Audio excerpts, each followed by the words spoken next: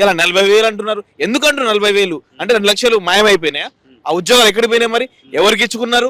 మీ మంత్రులకు ఇచ్చుకున్నారా? మీ మంత్రుల ఫ్యామిలీకి ఇచ్చుకున్నారా? మరి ఎవరికి ఇచ్చున్నారు? ఇవాళ 40,000 ఉద్యోగాలు మాట్లాడడానికి ప్రధాన కారణం ఇలా ఎలక్షన్స్ ఉన్నాయి.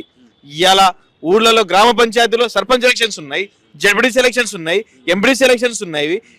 వీళ్ళు కనుక నిరుద్యోగులు కనుక నిలబడితే మా కాంగ్రెస్ పార్టీ పరువు పోతుంది.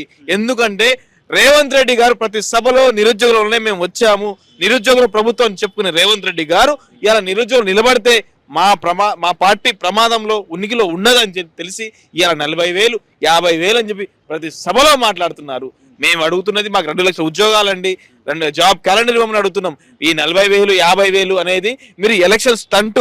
ఎందుకంటే మీరు చెప్పినా చెప్పకున్నా, మీరు ఇక్కడ చదువుకోండి ఎక్కడ తిరగండి అని చెప్పినా కూడా రేపు జరగబోయే ఎలక్షన్స్ లో బరాబర్ మా నిరుద్యోగులు సర్పంచ్లుగా, ఎంపీటీసీలుగా, జడ్పీటీసీలుగా, వార్డు మెంబర్లుగా నిలబడుతున్నారు. ఎందుకంటే మీరు మమ్మల్ని మోసం చేశారు. మేము అడుగుతున్నది ఏంది, మీరు చెప్తున్నది ఏంది? జాబ్ క్యాలెండర్ ఏది?